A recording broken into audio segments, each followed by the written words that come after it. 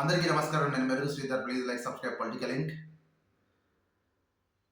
నిన్న RSP RS Praveen Kumar గారు బీఎస్పీకి రాజీనామా చేసి బీఆర్ఎస్లో చేరి బీఆర్ఎస్ వర్కింగ్ కమిటీకి ప్రాతినిధ్యం వహిస్తారని మనకు వార్తలు వస్తున్నాయి.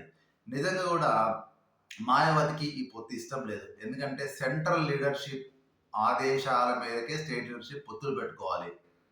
కానీ ఇతను పొత్తు పెట్టుకున్నట్టుగా ప్రకటించి తర్వాత మాయావతి ఆగ్రహానికి గురై ఆ లోకల్ నాయకత్వానికి, సెంట్రల్ నాయకత్వానికి సంబంధం లేకుండా కూడా పొత్తులు అనేవి జరిగాయి.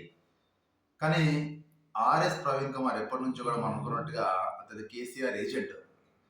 ఎందుకంటే ఒకటే ఒక రోజులో కూడా అతని బీఆర్ఎస్ ఆమోదించబడము, తర్వాత అతనికి కావాల్సిన ఫండింగ్ కూడా చూస్తుంటే కేసీఆర్ నుంచే వచ్చినాయి. ఎందుకంటే కేసీఆర్ వ్యతిరేక ఓట్లను చీల్చడంలో ఆర్ఎస్పీ సఫలీకృతుడైనాడు.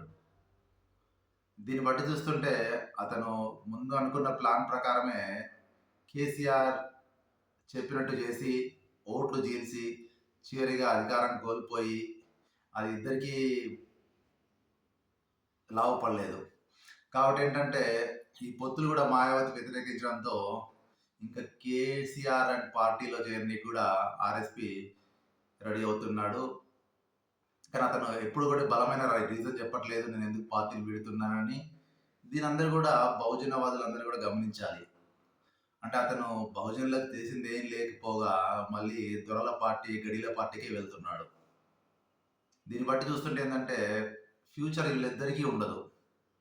వీళ్ళు ఆల్రెడీ ఆర్ఎస్ ప్రవీణ్ కుమార్ ఘోరాతి ఘోరంగా ఓడిపోయాడు. మరి లోక్సభ ఎన్నికల్లో కూడా వారికి డిపాజిట్, వారి అనుచరులకు డిపాజిట్లు పోవడం ఖాయము. ఇదంతా కేసీఆర్ ప్లాన్లోని భాగమే. వేచి చూద్దాం. అంటే ముందు ముందు కూడా వీళ్ళ పొత్తు ఏ విధంగా ఫలిస్తుందో వేచి చూద్దాము.